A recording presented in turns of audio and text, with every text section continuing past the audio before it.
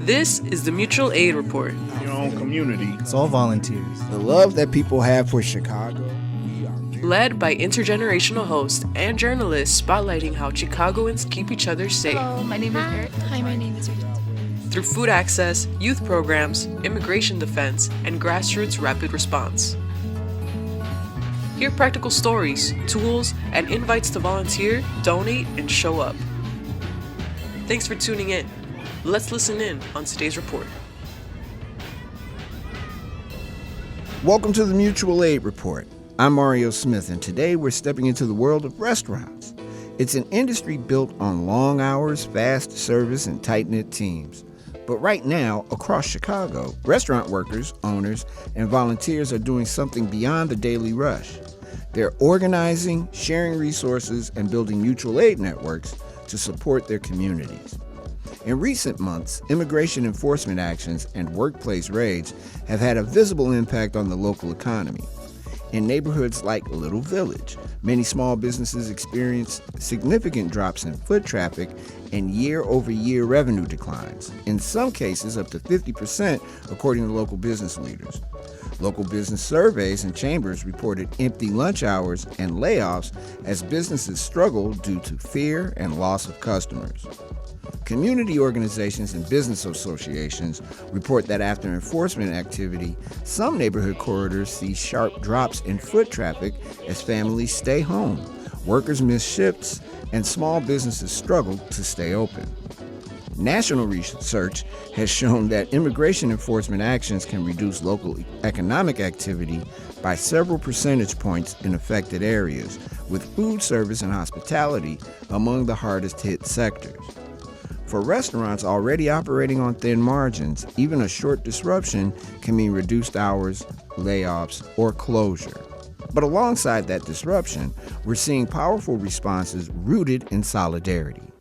One example is Tiger Moon, a community-centered pop-up and organizing effort where chefs, artists, and volunteers come together to raise funds, share meals, and support immigrant families and neighborhood mutual aid networks.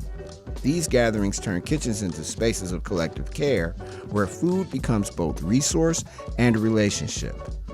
Another is Todos Ponen, an initiative launched in 2020 by Chef Davila and the Tocaya team as a rapid response to food insecurity during the pandemic.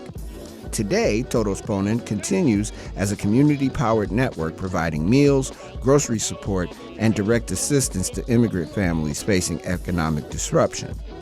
The model is simple and powerful. Everyone contributes what they can. Everyone receives what they need.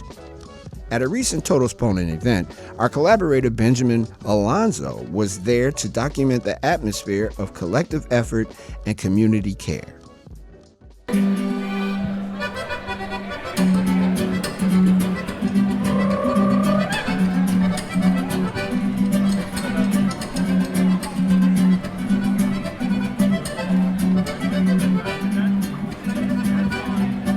On January 19, 2026, the Armova Theater in the neighborhood of Bridgeport in Chicago was converted into a familiar setting for many Latina community members. It resembled what can only be described as the food stands between the fairgrounds of the small towns throughout Latin America, which many Chicago residents can trace their roots to, offering a rich cuisine and a variety of beloved dishes and fusion foods by a diversity of Chicago restaurants and chefs, from mole to sancocho, tacos, seafood, and pastries to delicious cocktails and drinks infused with traditions and culture. The doors open promptly at 5 p.m. for early access and at 6 p.m. for general admission. The Todos Ponen event, Una Noche de Pueblos y Platillos, a night of villages and dishes, traces its roots to 2020, when Chef Davila and her team from her Tocaya and Tocaya restaurant mobilized in order to feed members of her community facing food insecurity and economic hardship. More than 40 restaurants from across the Chicagoland area came together for a solidarity and joyful evening in an effort to raise $100,000 to distribute amongst 125 families. The idea is that with these $100,000, they will be able to feed selected families for about 4 to 6 weeks via $800 grocery assistance. These families are identified by the Resurrection Project, Palenque Liberating Spaces Through Neighborhood Action, and New Life Centers of Chicagoland, as directly impacted by Operation Midway Blitz. The supermarkets where the $800 grocery assistance cards are to be redeemed include El Güero, Jimenez, and La Chiquita grocery stores. Todos Ponen is committed to assisting with rapid response meals, direct grocery support, and with connecting community members to resources for immigrant and mixed status families. While at the event, Chicago residents took into consideration the continued anti-immigrant rhetoric from the White House and excessive violence utilized by immigration officials. We need to support our immigrant communities, especially here in Chicago, where ICE has been, separating families and acting like thugs and, hands off Chicago. And this seemed like a great event with all the ethnic restaurants and all the people, and it's just another showing of how we can all be in community. I enjoy the fact that we have a great governor who is opposed to Trumpism and fascism, and I see that our state comptroller is here, Miss Mendoza, and it's great to see her people holding public office, showing their face here and not being afraid. How do you think we can support Latino businesses going forward? With more events like these, or what do you Well, I know people in my community on the north side. We've been eating in Little Village and Pilsen and going out to other places to try and support the communities, just like we tried to support our own communities during the pandemic. One resident found out about the Todos Ponen event through her friends, who volunteer in groups protecting immigrant communities, and she emphasized the importance of community in a moment when the federal government is working, quote, to demonize community. I heard about the event through a bunch of friends who have been volunteering in the space of protecting communities from ICE, and this seemed like an amazing way to be able to give back and, celebrate all of the work that community is doing while really trying to stay resilient for our communities right now that are being really, really impacted by some pretty horrible things. What do you think of the turnout thus far? I think it's amazing. I think it's amazing to see so many people come out and be able to, really have a sense of community in a time where, the federal administration's trying to break apart community and trying to demonize community. So it's amazing and really important for us to be able to keep these safe spaces where we're able to come together and really show that, just because our federal government doesn't value the sense of community that we have, we still value it, and we're going to do everything we can to come together and support those who are being oppressed and ostracized for no reason other than how they look. Some other residents learned about the event through their social media feed and shared how this event had individuals with, quote, the same communal spirit, end quote. A spirit that business owners made sure to include with their enthusiasm for people to eat the delicious food, handing out sometimes more than people could finish. Yeah, I found out through Instagram, watching some restaurateurs' Instagrams. What do you think of the event thus far? I'm overwhelmed. There's so much food here and so many people willing to talk to you about their food, their restaurants, the culture in general. So it's just really, really cool and interesting to have one place that everybody's got this same communal spirit. Sharing good food and good times, good music, it's like, I think that we lose that, especially in times now where we are just having so much bad things about immigrants and immigrant culture, and we're all one, and this event kind of helps us understand that we, break bread and eat together. Chef Oscar from Birria Tata Tacos expressed how happy he felt by forming a part of this event alongside OG Taquerias. For Oscar, to now be at this event with taquerias that have formed a part of his childhood is completing the full circle. 2 generations sharing the space and giving back to the community. I'm very happy to be a part of this event with a bunch of OG taquerias like Los Comales and Ruby's and El Totonico.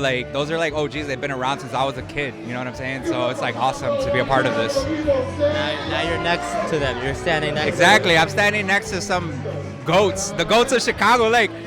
These businesses have their own tortilla company too, you know what I'm saying? So it's crazy. And reinforcing that in Chicago the food industry looks out for each other, Chef Dominique from Lexington Smokehouse embraces togetherness and solidarity. Besides the great turnout, It has been unbelievable camaraderie amongst the chefs, and that's what it is in Chicago's food industry. We take care of and support each other, and this is a beautiful event. While Todos Ponen was just one night, it's worth taking a moment to discuss the organizations that have been working for years in an effort to create a more just Chicago. Across Chicago, organizations like OCAD, Palenque, the Resurrection Project, New Life Centers, and many others have been building power, stability, and care for years.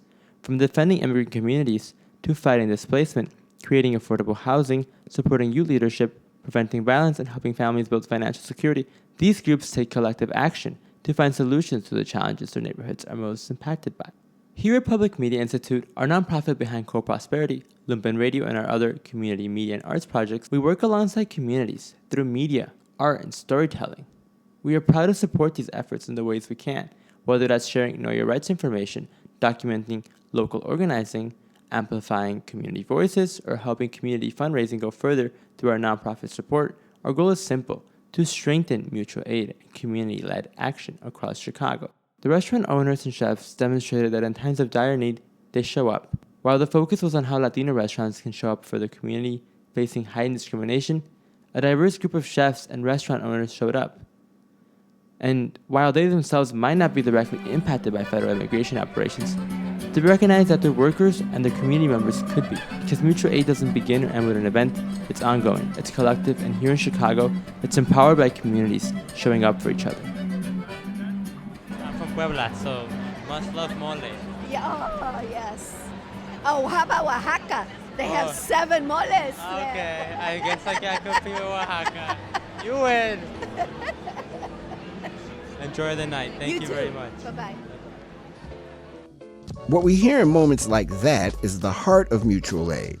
Restaurants are not only places of business, they are community infrastructure, cultural anchors, and in times of crisis, rapid response networks.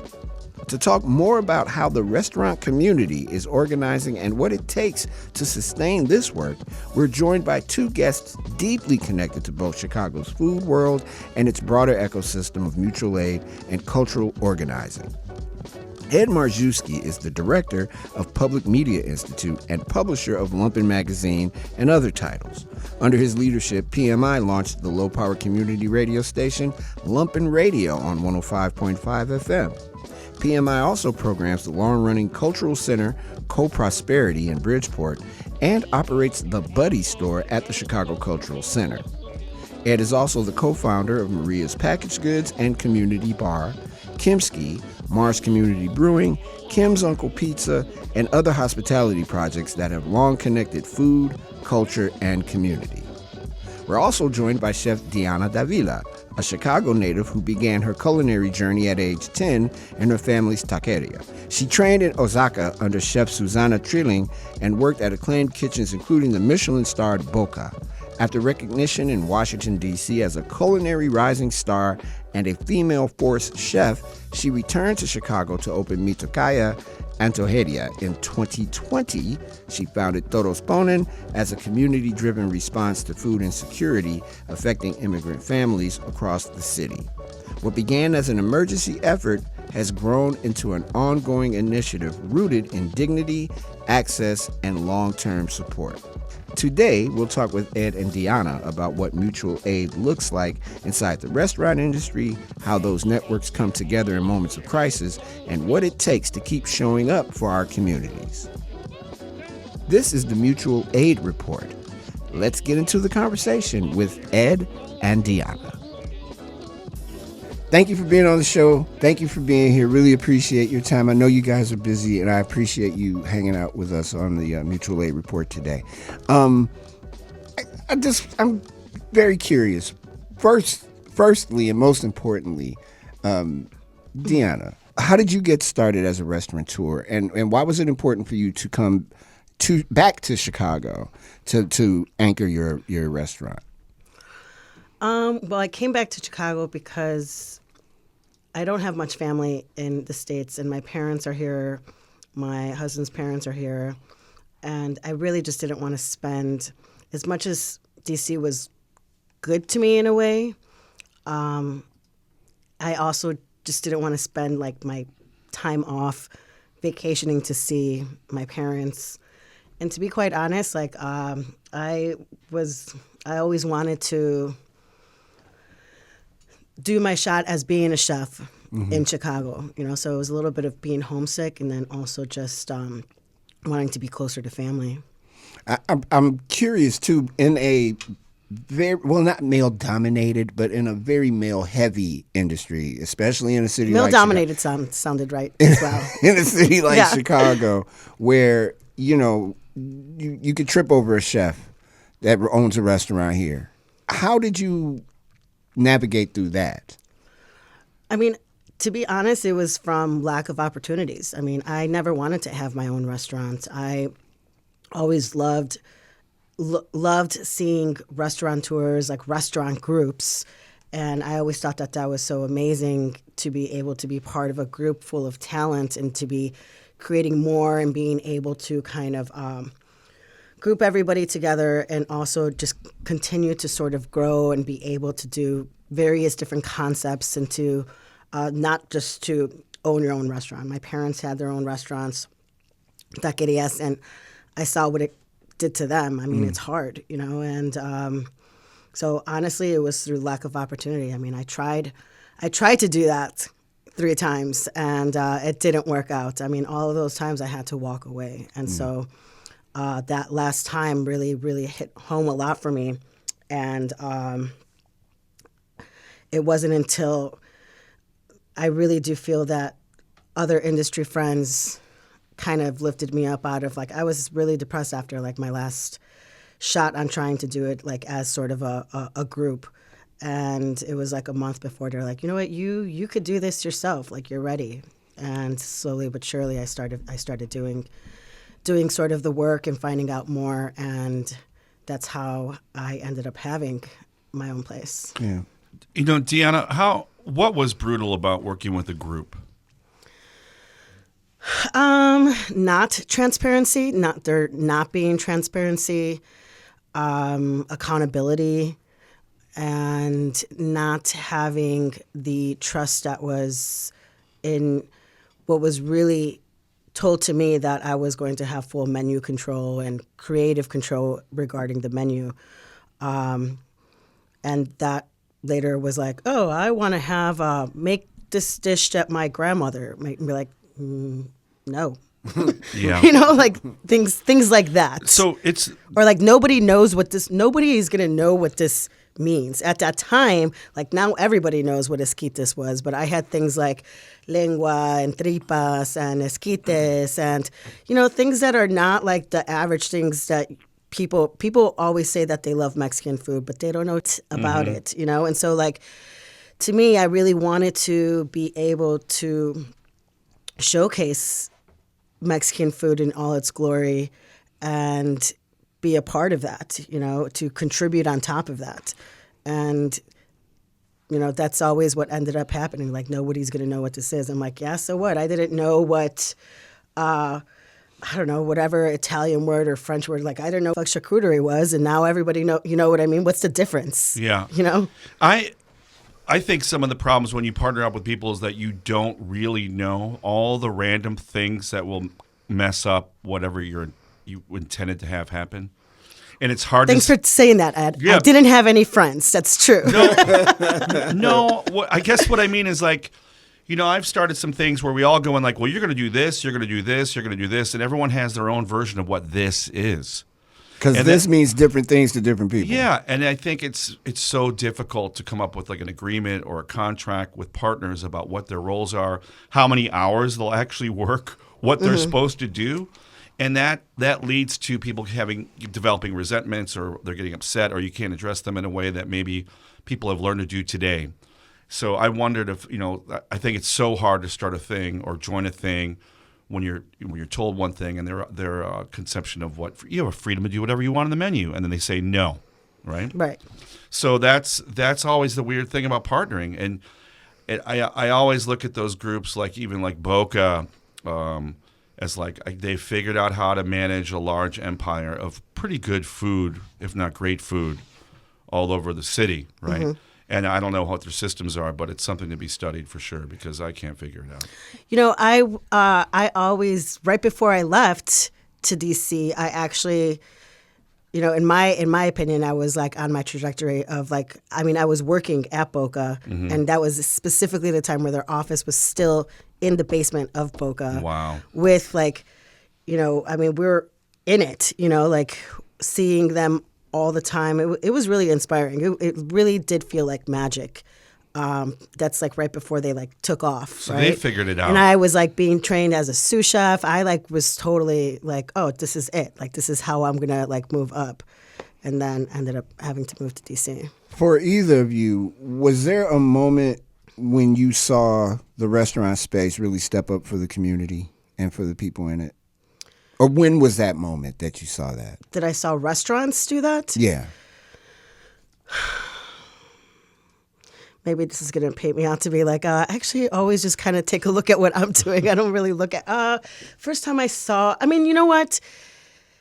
I actually think that since I started in this industry, I mean, we're always doing events for fundraising or like, you know, big, lavish. I remember being like 18 or 17 working at this restaurant, Courtrights in Willow Springs, and they, you know, it was like my first big event going to, like, restaurants are part of like fundraising events all the time, you know, like whether it's for cancer or like this was some rare disease that there was a ton of funding for. I forgot what it was, like a back thing maybe, I don't know.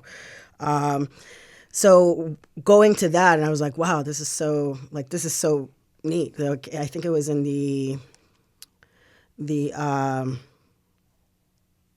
what is the name of that museum? I forget, but it was just like beautiful and amazing. And I'm like, oh, and this is for charity. Like, oh. So, I mean, in that regard, you always see. And then I always remember being part of, like, whether it's Meals on Wheels or like from being a teenager working at restaurants and being taken to like work-day events, right? Yeah. So, and then even as an, you know, as a chef and then as an owner chef, like they ask you a million times a year to be part of these sorts of events to raise money for whatever cause it may be. Mm-hmm. Well, what does, in your day-to-day, and either of you can take this one, in your day-to-day work, what does mutual aid look like from the restaurant point of view?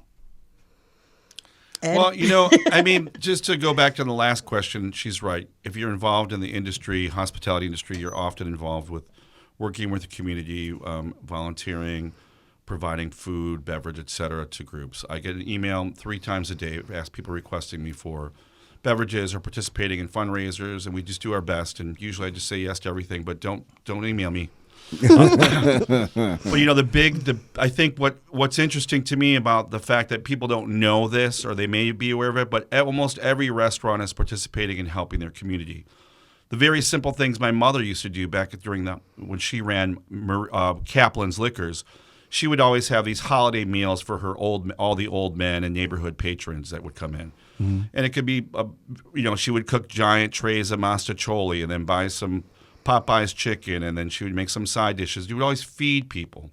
And it led to a tradition of just, you know, I would be at her house for like Christmas or Easter, and there'd be some strange old men sitting at the dinner table with us. My mother would invite everyone to her home.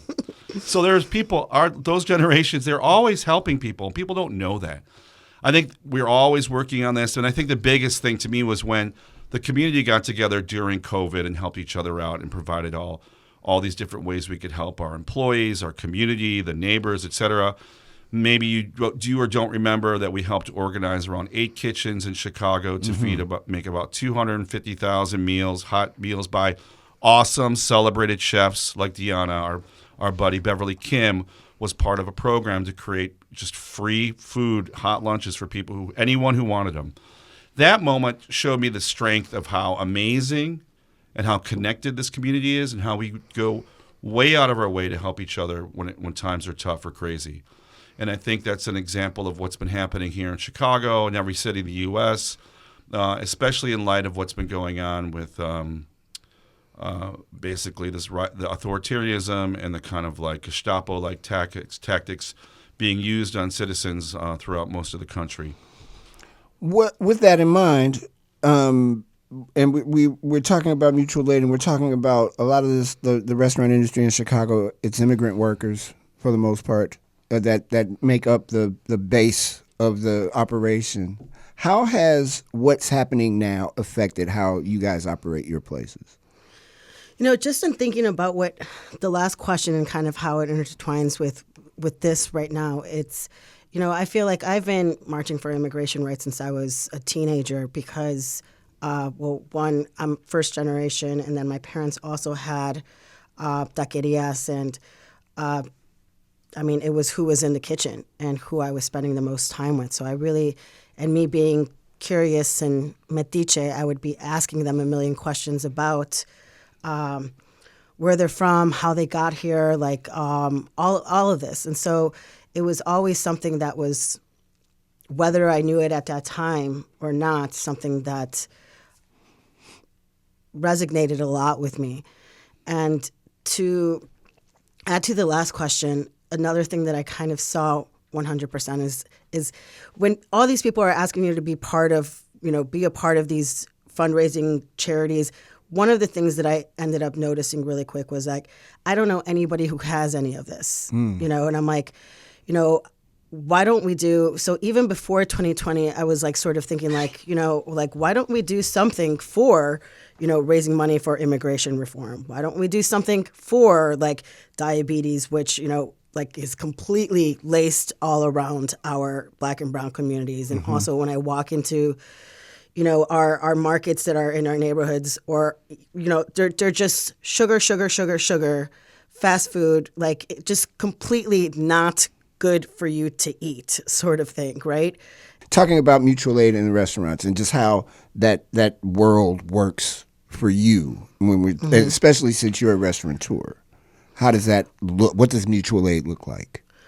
To me, it is just asking, where do you want your what do you want your community to look like? What do you want to sort of shed some light in? If you have people coming in here every day, or just being a part of, I live where my restaurant is. My kids go to school to the CPS is across the street. Now I have a high school student, but still CPS school. But so I really do feel like it's really important to me. It was important for me to live in the neighborhood where my restaurant is. That's really what a neighborhood is. And if I'm going to be a dreamer and want to have a better world, a better place to do anything than your own neighborhood. And so like I always feel like if you want to make a change and you want to, I think that you should start with literally your neighborhood. Yeah. And there's so many ways. Yeah. I mean, you basically are here on Earth. You want to build and be part of a world that you can live and work in. That's the best it can be. And if you're a small business person, you help create that world, right? Yes. You're living in that world. You're hiring people directly for the neighborhood. Those are really important things. Can you provide good jobs where everyone makes a decent wage to survive living under capitalism? I mean, we're all stuck, right? Right. So how do you make it as less painful as possible? And it's hard because, sometimes it sucks working in a kitchen. It sucks being a server. It might get slow. You can't survive. I mean, how many restaurants have gone out of business because they can't figure out how to survive with the inflation, the increased costs all over the place, with also insurance, rent, et cetera, et cetera. So it's those day-to-day things are what drive you mad, and in the hopes are that your community, your group that you're working with, they often call each other your family at work, can make the best of it, right? And how do you do it with the least amount of stress, friction, drama, et cetera? And that's hard. I can only imagine, especially because you got a whole bunch of people. It's not just you. It's different people going through different stuff, and it has to be difficult. Do you ever consider, and you talked about COVID, and I think this is a good example of it, in my mind anyway, do you consider restaurants as first responders when it comes to things like mutual aid, particularly when it's going down? Example, when the Gestapo tactics are taking place, your people can't come to work, people in the community are suffering, but the restaurant is there, right? Well, in Minneapolis right now, the kind of occupation of Minneapolis has destroyed the local economy. It has completely destroyed the hospitality economy. Same thing happened in L.A. too. And it happened in L.A. So it's a strategy to destroy the livelihoods and lives, instill fear, right? Collectively, you do what they do in Minneapolis and Chicago and L.A., and you come out and you defend your neighbors. You try to protect them. You warn them through the various strategies of using whistles, or there's commuters that drive around and follow the ICE people to warn neighborhoods when they're arriving. But yes, all public spaces, all third places play a role in protecting their citizens and the people that work there. And it becomes increasingly difficult for a business owner or a group of people working in a business to know what happens when La Migra comes. So there are strategies that people have of moving people to supposedly secure private locations where they can't enter without a warrant. But as we know, they enter without a warrant. They do whatever they want. They abuse and attack, and they just come after you without any paperwork. So, yes, we're all on the front lines. We are the place where they interact and can kidnap people. Yeah. So imagine you every day like, wow, we could just be kidnapped today. So you set up these partitions.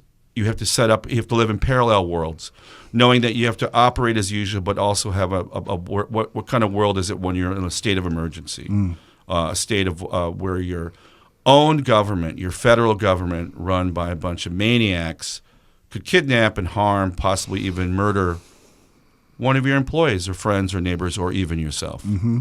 It's and this is one of those times that we've heard about, right? But we've never heard about it being as blatant and as obvious as it is here. And what do you mean blatant? What's blatant? I just think the carrying out of the illegalities of kidnapping people and harming people, everything you just mentioned, without any remorse or any check. There's no check and no balance in what they're doing. It's police brutality on steroids because they don't have. There's nobody saying don't do that. Well, there are, but they're not. They're not listening to that. Their voices aren't amplified, or there are people who are just the Democrats in general are basically just waiting. They're waiting for the murders to happen so there's a backlash so they could pretend to do something, and They're doing nothing.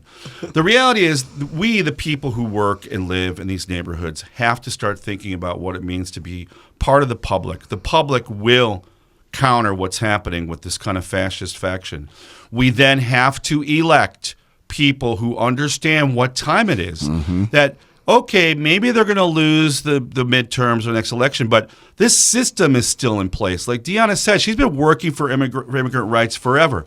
Let's think, if you really want to change what's happening, if you really care, you're going to have to take money out of politics. You're going to have to do a kind of immigration reform that's humane. There's so many things that need to be done, but because we live in a world where we're constantly bombarded, they are using a shock doctrine to just eviscerate our brains, to put us on our backs, to make sure that we have no sense of agency or power to do anything against them. They know exactly what they're doing. Our side is having issues dealing with it and how to react. And, of course, on the ground in Minneapolis, Chicago, L.A., every city, the people are the ones responding without any guidance from any Democratic Party or any kind of progressive leadership, et cetera. So the people will end this somehow. And I think maybe, hopefully, we can then find leaders or elected officials, public servants that do their public duty to actually defend us, to prosecute and go after all these horrible individuals who violated so many laws and our constitutional rights. You know what? And this is what's so... and we need help. We need everybody's help on this. I mean, it's just crazy to me, but that's the reality, is that nobody seemed like this has been happening to you want to say immigrants, brown people, black people forever. For how long? Forever. And it doesn't matter until a white person gets hurt and dies. I was at a event the other day, and all they talked about was a certain person, without me what about everybody else who this is their reality, and this has happened to how many, but yet we're only talking about one. Yeah, hundreds and it was of people. never mentioned. And I'm just like, are you serious right now? Yeah. And so for all these people who are just thinking this doesn't affect me. It's just really sad for me to see because, I mean, wake up, everybody. We've seen this in our history how many times, and when is it going to be enough until it affects you? And then where are we going to be at that time? Like, it is going to be so, I don't understand. You know what, to that point, and no disrespect to the two people from Minnesota, from Minneapolis, who were murdered, 7 people were murdered before that happened. And there was not that kind of outrage until that happened. I want to interject here and say, like, the reason why you don't feel there was outrage is because those voices that were outraged, that we're trying to promote, suppressed. It's suppressed or doesn't get the mainstream coverage or doesn't make the rounds of the algorithm. We're living in a very tightly controlled, algorithmic-driven age where those few tech bros decide what keyword searches or what stories are brought up in the public. The corporate media is owned by Larry Ellison and a few other billionaires. We just lost 300 jobs at the award-winning investigative journalism team at the Washington Post. So we live in a world, and it's always been this way, this kind of monopolized existence where a corporate agenda is put over the agenda of the people. So the only good thing is that these kind of social networks do allow us to have these stories come out. The video of the murders can be shown and then enrage people. And the people that you're talking about, I was kind of bummed out about a lot of what was happening in terms of people's response to this too. And when I saw certain voices come up being so concerned about the recent murders, I'm like, where the hell were you 10 years ago? Yesterday, the beginning of the year? Yeah. And I think the only thing we could say is they finally got there. Yeah, I'm like, welcome to the team. So no, but also it's like, it's cool. Now, what else are you going to do? What else will you do? Yes. Because we know through the events that we've done that there are thousands and hundreds of people who want to do something and support something like the events, the weird events we just had, the amazing events. There are a lot of people who care, and they're willing to spend a lot of money to give money to causes that they think are great. And it's about trust. We have networks of people who trust us to do the right thing. They know that we will provide the funds and will provide some support in a good way. They know that we know the individuals that will benefit from these things. So it's these smaller trust networks, these smaller networks that boosted the signals of all the horror going on in the world. And I think that's relates back to the people thing, that the public will figure out a way to counter this. So in general, it's like, okay, great. There's a bunch of great examples of liberals who finally who finally feel that they're affected by what's happening today. It's because most people just want to shut off from the onslaught of the horror of everyday existence, of hearing that guy and seeing that face and learning about all the evil crap going on. They can't believe it. Most people don't want to believe it because how do they leave this world? How do you move away from fascism? Yeah. If you lost your job, you couldn't pay your rent next month. There's no escape hatch. We don't have any private Epstein Islands and bunkers to live in like Elon Musk and all the super rich. Right. We don't have that ability, so you have to stand and fight. What does showing up look like, particularly in the restaurant community, when we talk about stuff like this? What does just showing up look like? I tell my team all the time, and I hate to tell people what to do with their money. And I'm like, I'm not telling you what to do with your money, but you know what? You should pay attention to what you do with your money. Yeah. If it's something so simple, it could be something as simple as like, oh, you have to go shopping. Where are you going to shop at? Do you have to go to Target? Do you have to buy this at it's like, you think that these things don't affect you, but they really do, like they 100% do. So, I mean, I always say well, how are you spending your money is important. Just from where are you getting your coffee? People buy coffee every single day. Where are you buying your coffee? Things like that. I think with me, I think I just always just am trying to think about ways to, what can I do to help? I know it sounds like really, I don't know. That's a lot, Deanna. That's a lot. How can you help? And you could think of the myriad ways that you can and will. And that's a lot. And I think everyone thinks that way. People don't know that there are restaurateurs out there doing all kinds of fundraisers that aren't publicized, they're all happening.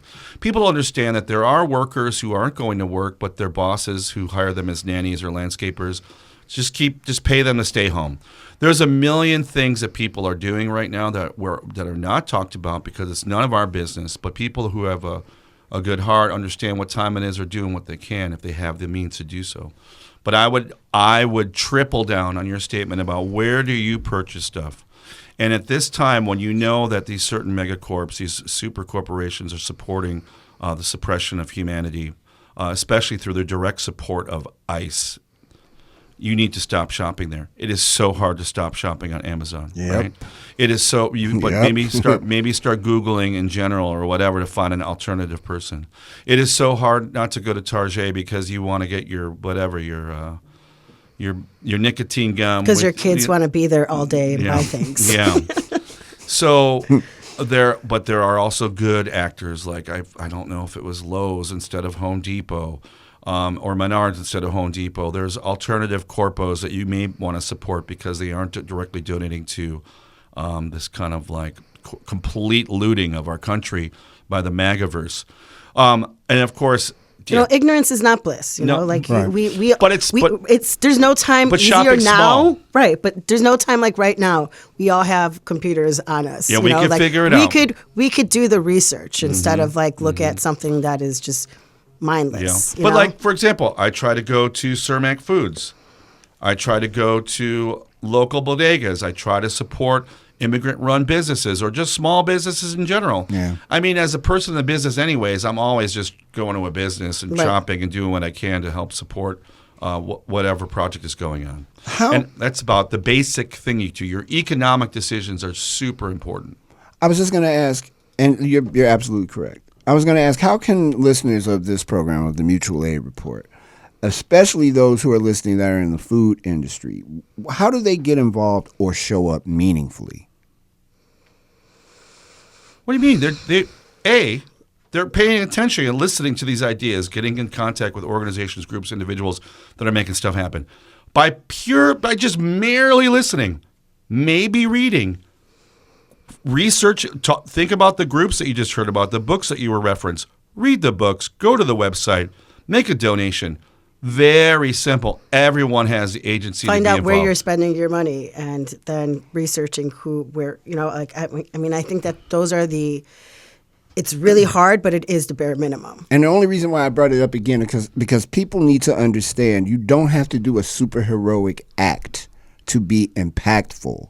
Right now, it's just showing up and doing something. Yeah, but there's a very directed things you could do. What neighborhood groups are out there in your neighborhood that you could join for hanging out? Start a potluck. Mm-hmm. Just go out. Neighborhood crawl. Just go hang out somewhere. Be public. Engage with your public. Know your neighbors. Know who your neighbors are. So if there is an emergency someday, you know who in your neighborhood you could talk to and reach out to. It's very simple stuff, but it's really hard because we were just socialized into cocooning and just watching everything on our computer screens. So we have to grow out of that. We have to be able to engage with humanity again and be with each other again. And it takes time. It's hard. But that's why, that's what's so great. From my experiences just being in Chicago, I get to just know Deanna through just friends of friends. And if our friends like each other, we're automatically cool. We already know we can hang. Yeah. Am I right? Yes. And the more people you know like that, the more people you can hang with. That is all my friend's new favorite person. Of course. That's generally how it goes. It's been that way for years. And I'm, as I get ready to wrap this up, I am curious too about what do you foresee? I know you said, Ed, the people will figure this out and we will be the ones who stop this.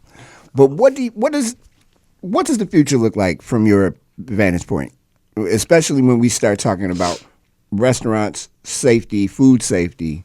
What they've done with the SNAP reforms are dangerous, and it can set precedent and create a dangerous situation. But with all that, what does the future look like to you? Mario, there's a strategy to privatize and destroy the remaining remnants of our social safety net.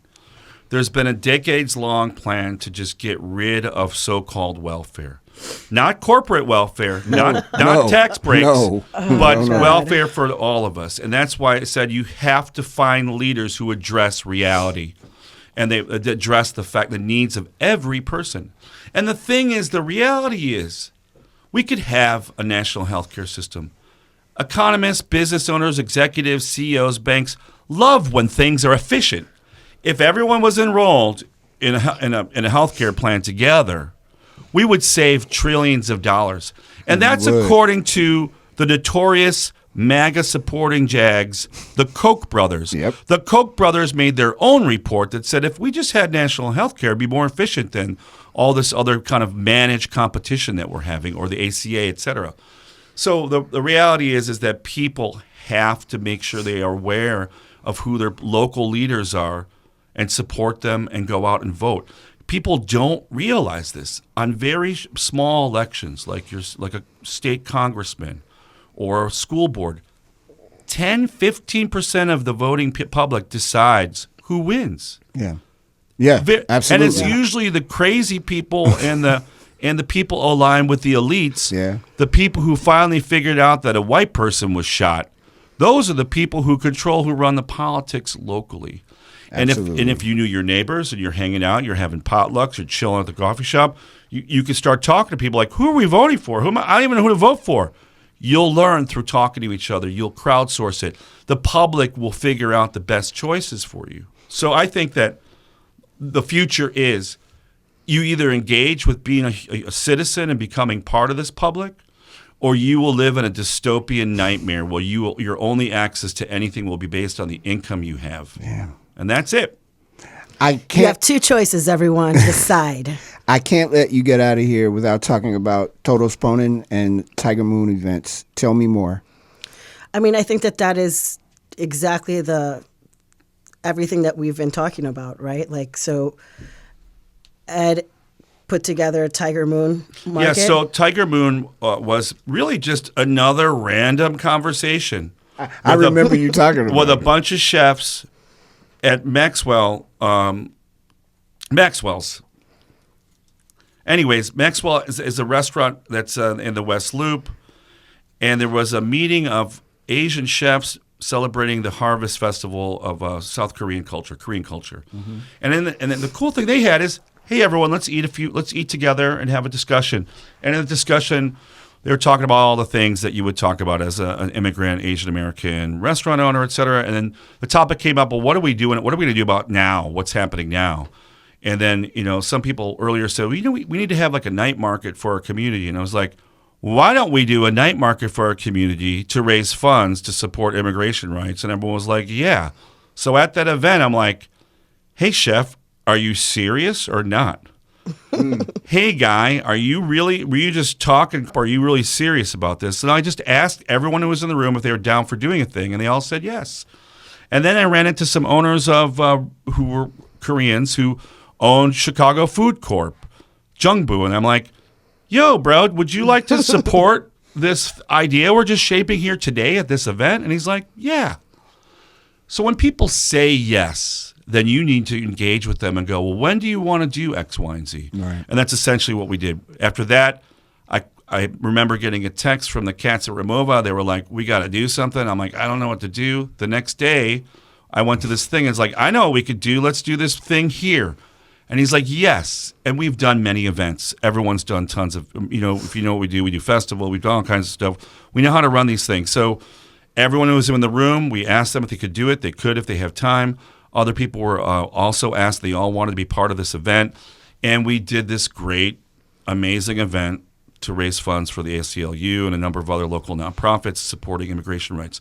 I believe we got to pay all these lawyers working for free to sue every one of these pieces of crap, right? So I'm all about like funding the forces who can just help defend us legally and also convict those jerk balls someday.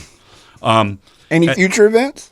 There's always going to be events. There's all going to be events. So the thing is, it was a successful thing. 800, 900, 10, I don't even know, 1,000 people came out. They actually cared. The food, and then of course, you got to be really selfish about it. You could be selfish and be part of mutual aid. You get to eat all this great food. To me, if you got good food, I'll give. How much money do you want? Take my money. Take it. So that to me was like a no-brainer, very simple thing to do. It kind of sucks to organize it, and everyone doesn't read their emails or texts, and everyone forgets what they're supposed to do. But they usually all show up. 99% of everyone remembers. Oh, I'm like, oh no, I got to be there today at 4. So They all do it, and that's the great thing. And then of course, we've done all kinds of events like the dumpling battles. We worked together on a bunch of stuff with Juan Kim, right? Yes. So we know each other, and she knows, like, oh, Ed did this thing. How did Ed do it? And then you decided to do a different take on it, which I thought was very cool. When I saw what they did, I was like, well, it's funny enough. I already knew what I wanted to do. I knew I wanted to be able to help families that were affected. And it's just like asking a loop around question. Well, how can we do that? Well, what's something that every family needs? It's like, well, you need to feed your family. I don't want to just do meals. Like, what is something that is feed yourself? How do you feed yourself? Through groceries. Everybody shops for groceries. And so we just kind of kept on asking ourselves that question. So what we came up with was, it sounds so simple, was helping these families feed their families through groceries for 4 to 6 weeks. And how we were going to do that was through a culinary fundraiser. And first I'm like, well, we could start. There was all sorts of things that I had done before to do meals during the pandemic and all of that. But then I'm like, so at first it was like, well, we could help 10 families. That's something, I'm like, that is something. Like, let's start there. And then when I saw, I think it was another event that we were doing where Juan was DJing and just started talking. And he was just like, well, why don't you talk to Ed? I'm like, well, actually, that's exactly what I want to do, but specifically for a different for groceries. So he had already kind of laid out all the groundwork, and then once I called Ed, he's just like, yes, absolutely, and it just went from 10 families to 125 families. So that was just major, and it was just such a special night, and we're still in the middle of getting footage and showing, partnering up with local supermercados and even seeing what their sort of origin stories are. And I feel like this sort of, the media content that we're producing out of this, I think is so important, because I think that it's, again, many times if you think that something doesn't affect you, or if you don't resonate with something because it's not there, we're putting these stories out here, like the supermercado that's been around for 40 plus years, their origin story. It's like, I know that people care about people. It's just sometimes you just have to get out of, I love what I was saying about where we have stopped talking to our neighbors. Yeah. I remember growing up and being like, hey, if you're doing una carne asada, guess what? You're making a plate for your neighbors. Right? That was always something that you did. If somebody was making a barbecue next door to you, they get and they were invited, well, why don't you come on over, and it doesn't matter from what background or whatever, but it was this level of sort of engagement. And so if we're going to be doing something as the general public, I think that we need to start actually, being with our neighbors a little bit more in that regard. Deanna, Ed, what you do in Chicago is invaluable. If nobody has ever told you, you are two of the most important people in this city, no joke, because if it weren't for you, if it weren't for the vision, if it weren't for just we're going to do this, and if it wasn't for do you mean your yes, none of this cool stuff like Todos Ponen happens. None of this cool stuff happens. None of the Marz and Tocaya, none of this stuff happens without you two. So thank you so much for being on the show, and thank you for your wise words. And next Todos Ponen, I'm going, because I hate that I missed out on all that good food. I'm not happy about that. Okay, we have your word here. Oh, yeah. You don't? My yes is yes. Yeah. My yes is yes. Thanks for having us, man. Thank you for being on. Appreciate it. Thank you for listening to the Mutual Aid Report. If you learned anything from this episode today, we hope you learned that collective care, shared resources, and community action are powerful tools. That when we show up for one another, we create the conditions for everyone to thrive. We'll be back with more stories, insights, and conversations that highlight the power of community. Until next time, take care of yourself so we can take care of each other.